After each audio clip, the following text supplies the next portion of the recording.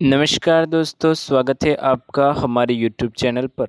दोस्तों, आज हम इस वीडियो में जानने वाले हैं सावन भगवान शिव का महीना प्रिय भगवान शिव को अत्यंत है।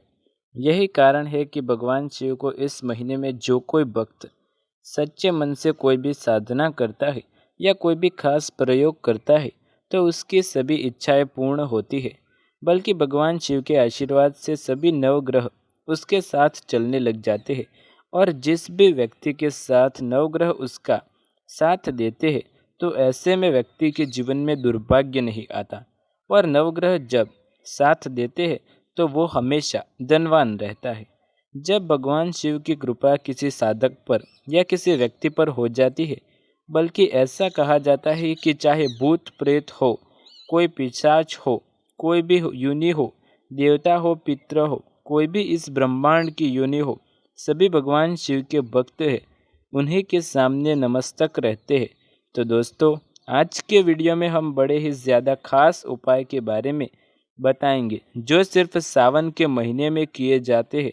जो कोई भी भक्त सावन के महीने में इन उपायों को कर लेता है उसके जीवन से दुर्भाग्य बिल्कुल समाप्त ही हो जाता है। सौभाग्य की उसे प्राप्ति होती है और वह आगे बढ़ता ही चला जाता है। चाहे आज तक आपने जीवन में जितने भी कष्ट क्यों ना हो, लेकिन भगवान शिव के इस खास प्रयोग को करने से सभी दुर्भाग्य जड़ से समाप्त हो जाते हैं और सौभाग्य की शुरुआत होती है। दोस्तों, अक्सर हम नमक की बात करते रहते हैं क्योंकि जितना हमारे सामान्य जीवन में नमक का महत्व है उससे कहीं ज़्यादा नमक ज्योतिष में बहुत महत्वपूर्ण होता है। चाहे वो नमक फिजिकल हो या फिर अपने ज्योतिष्य को सुधारने के लिए हो, या भोजन में हर प्रकार से नमक हमारे जीवन में उपयुक्त होता है। और साथ ही नमक हमारी आयु बढ़ाता है। नमक के बहुत सारे उपाय बताए गए हैं, लेकिन आज हम आपको कुछ ऐसे अद्भुत उपाय बताएंगे जिनको आप जानकर बहुत ज़्यादा हैरान रह सकते हैं। कई प्रकार के होते हैं नमक के उपाय। सेंधा नमक, जिसे पहाड़ी नमक कहा जाता है। समुद्री नमक होते हैं, काला नमक, सफ़ेद वाला या नॉर्मल वाला नमक। इस नमक को इस्तेमाल करके विभिन्न तरीक़ों से हम अपने घर में सुख समृद्धि ला सकते हैं। कहते हैं अगर कुंडली में चंद्रमा कमज़ोर हो तो समुद्र या सामान्य नमक का इस्तेमाल नहीं करना चाहिए, बल्कि सेंधा नमक का इस्तेमाल करना चाहिए। इससे आप रक्तचाप की समस्या भी यानी कि ब्लड प्रेशर की समस्या से भी बचे रहेंगे। घर के किसी भी कोने में हमेशा शीशे के बर्तन में नमक भर कर रखने से आप जो भी कार्य करते हैं वो संपन्न हो जाता है। इससे आपके घर में सकारात्मक ऊर्जा का संचार और होता रहेगा। जिस तरह से आपके मोबाइल की जो रेंज होती है वह आपके घर में घूमती है, इसी तरह नमक की किरणों से भी आपके घर में घूमकर आपके घर से सारे नेगेटिविटी को दूर करेगी। अगर आपके मन में किसी भी प्रकार के कोई बुरे विचार पैदा हो रहे हैं तो आपके लिए यह सबसे बेस्ट उपाय हो सकता है। हफ्ते में कम से कम एक बार नमक डालकर स्नान करना चाहिए। सोमवार के दिन बच्चों को नहलाना ज़रूर चाहिए, खासकर एलर्जी संबंधित ऐसे जो भी साइंटिफिकली रीज़न होते हैं उन्हें। एलर्जी संबंधित बीमारियां नहीं होती। और नहीं तो आप अगर डिप्रेशन में ज़्यादा है, टेंशन ज़्यादा है या फिर नींद कम आती हो तो रात को सोते समय एक चुटकी नमक पानी मिलाकर हाथ पैर धो लेते हैं तो इससे भी मन का तनाव दूर हो जाता है, नींद अच्छी आती है। दोस्तों, नमक से ये उपाय भी कर सकते हैं। मन में खेल या भय और चिंता होने पर दोनों हाथों में साबुत नमक भर के थोड़ी देर आप खड़े रहे, अपने वॉशरूम में ही चले जाए या किचन में यह उपाय करें जहाँ भी वॉश बेसिन है वहाँ पर। दोनों हाथों में मुट्ठी भर के नमक ले लीजिए। अगर आपकी लाइफ में कोई रास्ता नज़र नहीं आ रहा, बहुत सारे परेशानियां सामने आ रही है, सब कुछ समझ के बाहर है, मन कर रहा है जैसे कुछ कर लो, आज ही कुछ कर लो, हर तरफ से परेशानियां है, तो ये उपाय एक बार कर लें। देखिए, दोनों हाथों में नमक लेकर मुट्ठी बना लीजिए और ओम ओम आपको 27 बार बोलना है। फिर उस नमक को अपने वॉश बेसिन में दोनों हाथों से खोलकर पानी में बहा दीजिए। ध्यान रखिए इधर उधर नमक को नहीं फेंके, इससे मन को बहुत शांति मिलेगी। आध्यात्मिक की ओर आपका झुकाव पड़ेगा। साथ ही आपको ऐसा लगेगा जैसे आपका बहुत बड़ा बोझ उस नमक के साथ अपने शरीर से निकलकर पानी में बह गया। दोस्तों, ये तो हमने जान लिया कुछ उपायों के बारे में। अब आइए जान लेते हैं शिव साधना करने से पहले ज़रूर कर ले ये महत्वपूर्ण काम, वरना आपकी साधना सफल नहीं हो सकती। दोस्तों, हिंदू धर्म में भगवान शिव को कल्याण के देवता भी माना जाता है। मान्यता है कि जिस घर में पूजा घर में शिव की विधि विधान से साधना आराधना होती है, वहाँ पर शुभता और प्रसन्नता का वास रहता है। महादेव की कृपा से उस घर में हमेशा सुख समृद्धि बनी रहती है और भूलकर भी शिव साधक के जीवन में दुख और दुर्भाग्य नहीं आता।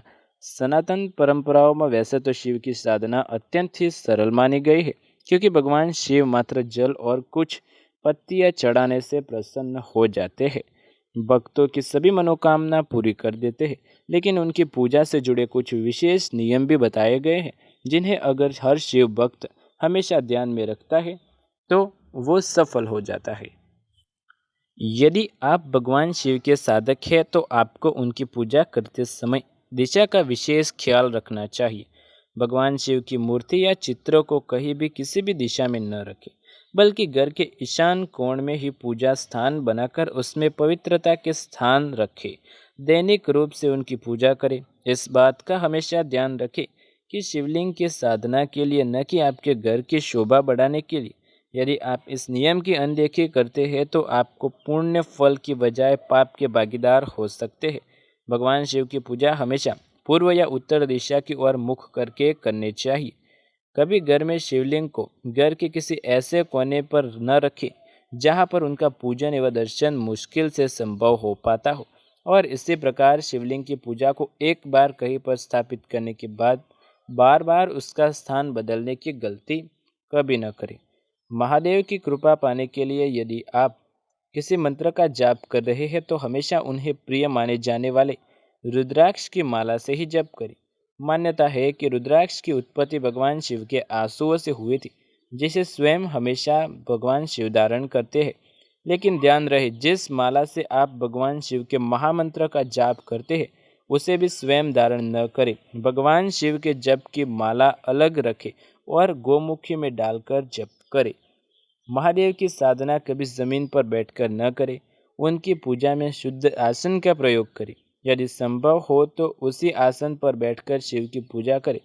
इस बात का ख्याल रखें कि पूजा में हमेशा आसन का प्रयोग करना चाहिए। कभी दूसरे के आसन पर बैठकर पूजा न करें और न ही किसी दूसरे की माला से शिव मंत्र का जाप करें। भगवान शिव को अत्यधिक प्रिय बेलपत्र और समीपत्र को चढ़ाने का नियम भी होता है। जब कभी भगवान शिव की पूजा करें तो बेलपत्र और शमीपत्र को शुद्ध जल से धोकर उसके पीछे डंठल या मोटा भाग, जिसे वज्र कहते हैं, उसे तोड़ दें और शिवलिंग या फिर उनकी फोटो पर उल्टा करके चढ़ाएं।